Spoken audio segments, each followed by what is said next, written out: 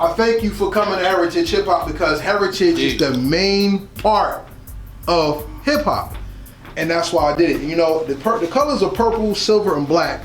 Not only because I like the Colorado Rockies' first colors when they first came out, you know what I'm saying, or the Sacramento Kings, because those are hot. It's purple for royalty, black is for our culture, and silver is for the long-lasting endurance that cleanses the world with our culture. You know what I'm saying? So with that being said, it's an honor and a pleasure to get you on the platform. I know we tried to do this before, but guess what? The cameras had to get better. That's right. The area had to get better, and the Most High provides. So being that we're here, drop your social media, let everybody know how to get in contact with you, and let's have some fun on our way out. That's Derek L. Simmons on Facebook, Force One 2000 at Instagram, G-Rock and the C&D Coalition on Twitter. Get at me. Alright, so here we go. I usually do rapid fire questions, but for you it's a little different because I don't think they would fit. So I have other questions for you that should help elevate people's understanding of the game through you. Alright, so here we go. My main gripe with people who don't understand hip hop is they don't understand the power of the DJ and how it was transferred to the MC. With that loss of back and forth playfulness between the DJ and the MC, and the MC carrying the weight, where do you think the DJ is right now, where so many people are force-fed false DJs with Serato and not really getting the true sound of the party and the culture within them? Well, you just said it. I mean, there's a lot of false DJs, a lot of digital DJs and all that there. I came from a time where, well, I actually came from a time when I was an actual DJ with 12s, even going back before 12s with B12s and B1s, you know, and stuff like that. So I know what a real DJ is, you know what I'm saying? And as far as hip hop, that blend between the MC and the DJ can't be matched. It can't be matched digitally, it can't be matched, period, because it's a different time. You know what I'm saying? You had your Run DMCs with Jam Master Jay. That was one of the best collaborations, I thought, when the MCs and the DJs interacted. You know, so you're not gonna get that no more. That I accepted the point that, all right, everything's digital. Everybody wanna be a DJ, you know what I'm saying? But them days, you gotta hold it up in here and have it in your heart. That the real times are gone, you know what I'm saying? It's a lot of digital DJs now, and that's what it is. We're in the digital age, you know, pretty much. I was told to read a special article that was based on hip hop, and it kind of made me think, and I wanted to ask you this question. It was written that Illmatic was the death of hip hop. That was the album that killed hip hop. And the reason why they said that was because that was the album where everybody had to start getting super producers instead of finding a DJ that found your sound and having a main sound. Do you agree? And what is the sound of hip hop that you represent? I don't agree because what it was, when Nas came out, before he came out, he did a lot of guesswork. Okay, he earned that. But a lot of people don't really know the story. I happen to know because I happen to know somebody that actually in the mix, and that was the Rhyme Respecter Percy P. It's for me, it's like, all right, you know, he got a good break there, and Nas, he's one of my favorite rappers. I mean, you know, when he came out with that was groundbreaking. Any way you put it, yes, they had a plethora of some of your greatest producers at the time, and all that. He got all that attention, but he wasn't the only one.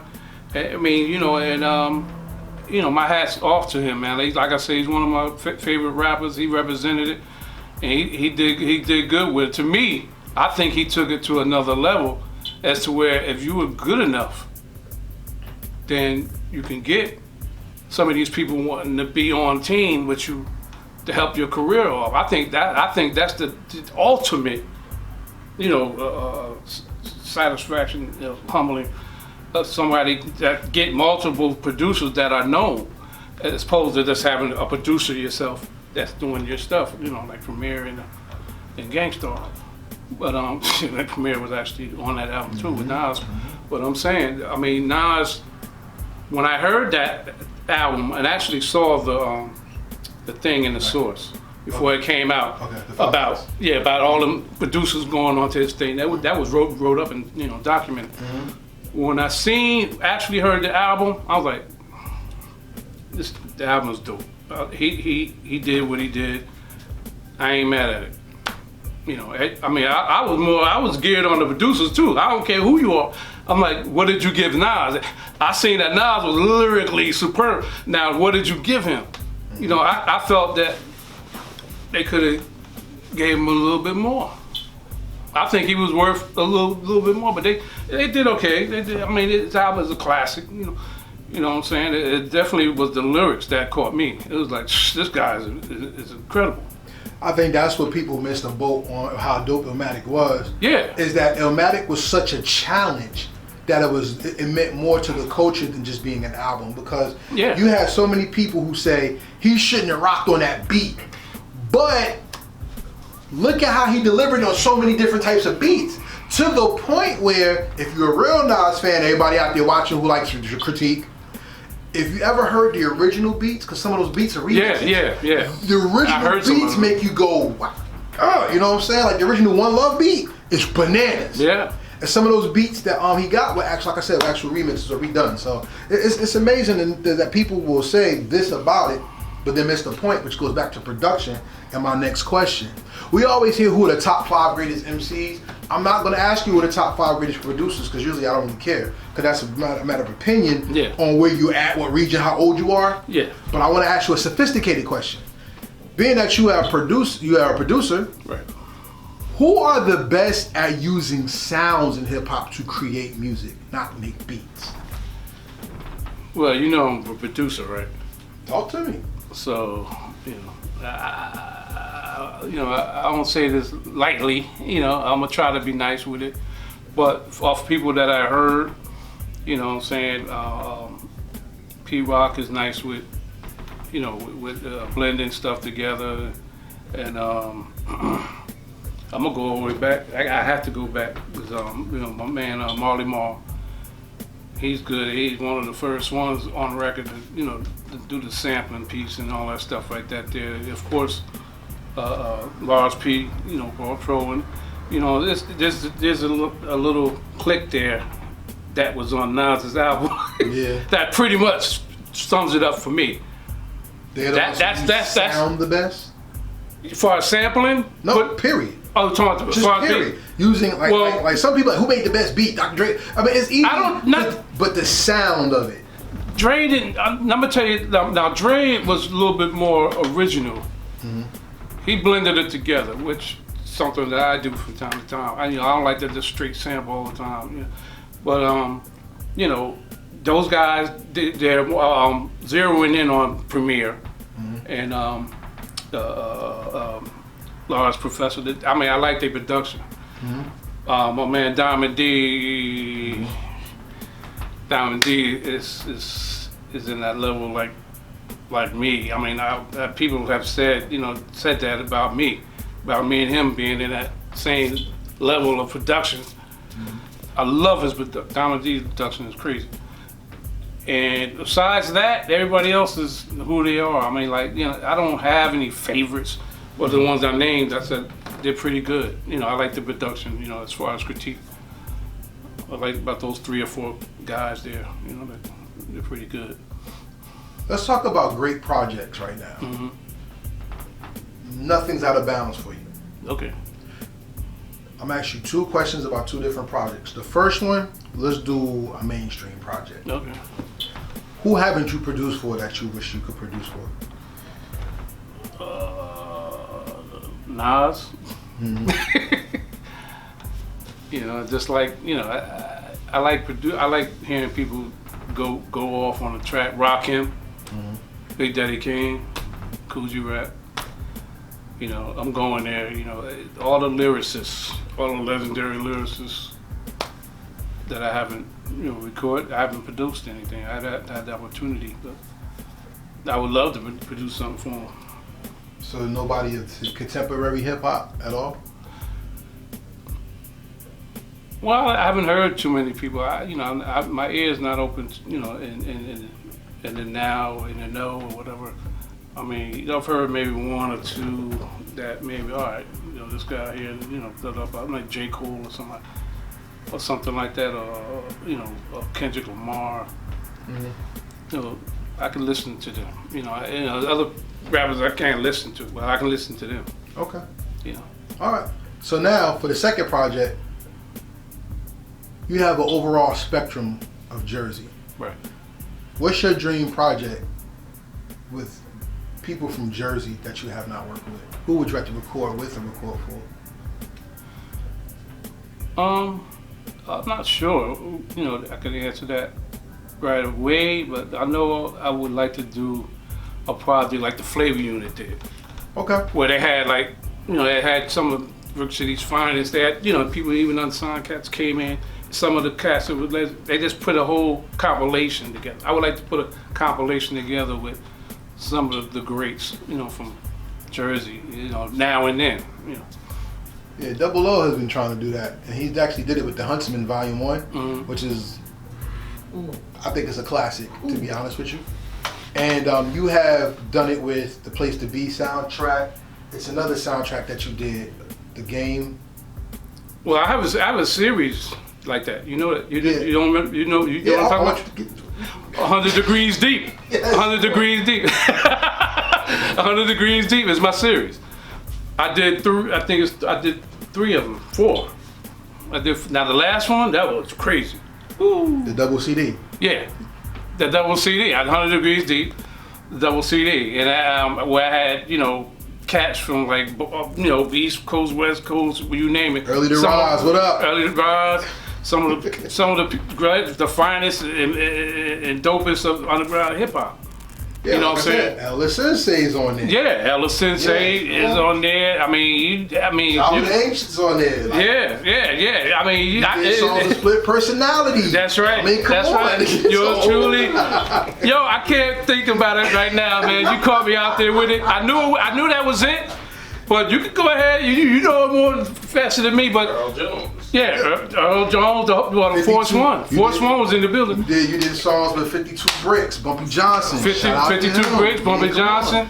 I mean, you know, like I said, you know, that's a testament to my staying power and my experience where I come from. I know all the cats on the street and ones that's in the game. You know, so I wanted to put that together. You know, and I am working on another one. I am working on 100 Degrees Deep. I want to pose a challenge to you though. I want Heritage Hip Hop to do an album with you. Okay. I'm not rapping, of course. No, compilation. I don't want to rap. Not me. You know, again. You know what I'm saying? But what I want to do, I love people who make beats. So like you, Stan Ipkiss, I think he's like the best producer in Jersey right now of the new class that you should meet. Who's my man? He does the Shark Tank. A Sharp. You know A Sharp? A Sharp. A Sharp is great. Freddie Trax is great. Okay. We have people. I'm sorry if I'm missing your name, but you're not on Heritage Hip Hop, so I don't care. The thing about it is though that there's other people out in the game who, just as much as MCs need to be heard, I think our music needs to be heard. Go ahead and say it. So what I'm getting at is you want to formulate a compilation beat album like from some of the great producers from Beats. Me? No. Or the words include. I mean, I want to do a Heritage Hip Hop album series with one producer who I respect, who's dope, and bring some of the best artists from Jersey who are not being heard. Because like I said, G-Rock, A Sharp, Freddie Trax, Ipkiss, Samad Savage. We have so many people out here that's producing great music who are not being heard because 1, is not mainstream, 2, is from New Jersey, and 3, unless you get the people's involvement, the people don't really hear it. So out of respect for you, who's, like I said, you call yourself an OG, I'll call yourself an originator, which is bigger than OG. You know, original G. Whatever. Both. but being that you always have to go back to your Mount Rushmore to appreciate where you are now. So I want you to be included in that movement so people don't, not forget, but people don't go ignorant or blind to what's in front of them and what's being stated. It's so many times you always hear, where's the big man? Wilt Chamberlain, Shaquille O'Neal, Michael Jordan, Kobe Bryant. They're still referring, but the thing is in hip hop, for some reason now we don't refer anymore. And that's pretty corny to me. So that's my challenge. I mean, I want to hear some of my favorite MCs on a G-Rock beat. I want to hear G-Rock on some of my favorite producers' beats. I want to bring back Jack the Rapper for Jersey only. I'm really trying to do something big with heritage hip hop, and I extend that challenge to you. Do a Rock the Bells type. You know, I mean, that's what it is.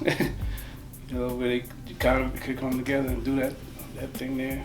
I mean, that ain't even a challenge for me, man. You already know that. You got 95% of my beats like that. There, you know, you got whatever you want, man. Nah, I need new music. You got whatever you want. I'm not gonna let them use that, because I use that already, and I ain't getting them beats go out no more. No, but I got new beats, but I'm saying you got the open door. You're the only one that got that. So, tell me about your new project and how these MCs can catch up. For the You got something new coming out, right? Yeah, The Untouchable is out now. The Untouchable is out right now. It's a double album. You know, it's showcasing my '90s archives, and you know, a lot of collabos and a lot of stuff I did in the '90s. They digitally remastered it. You know what I'm saying? So it's sounding really good, and they got it on every format. They got it on vinyl. They got it on CD. They doing a limited edition cassettes. That's great. And it's on digital format. It just came out last week. So they embraced the whole, you know, thing of history and legacy. You know what I'm saying? They knew that this was my legacy, so they're doing a legacy series for me. It's a label out of Germany called Heavy Jewels. Peace and one love, man. Thank you all too. And it's going to be a series of releases. You know, this one is out now, but they said they're going to put another one out before the end of the year. That's with the same thing, vinyl, you know, every format. I appreciate Germany, because even they're keeping Lords of the Underground active with new albums and Germany is like we was back in the back in the '90s. Yeah. They love hip hop. They don't like, you know, they love all history. You know, and I love them, man. They give my stuff some breathing. So understanding that, and let's go off on my favorite question that I ask every artist, because this is for every artist. In the year 3000, unfortunately, where we're no longer walking the earth, but you have a digital, you have an audio, and you have a vocal footprint in the history of the world. What is the legacy that you left behind that made hip hop in the world better because you existed and you did hip hop? Well, I contributed. I would say overall, I contributed. I mean, when they look at all these people, they go into the beat sector, they go into the rhyme sector, they go into the song sector, they go into video sector. Like, who's this guy? This guy has like hundreds of contributions. You know what I'm saying? Whether you knew me or not, it's definitely gonna focus into your eyesight, in your ear set. So I know that's my main thing, is contribution. That's what I'm doing. That's the thing I want to leave behind. So for everybody out there, contribute to the culture by staying real to it and ultimately being real to yourself. Indeed. The best hip hop is not hip hop that you listen to, it's hip hop that you experience, feel, and get inspired from. So that everybody out there, we say peace. And we out. We out.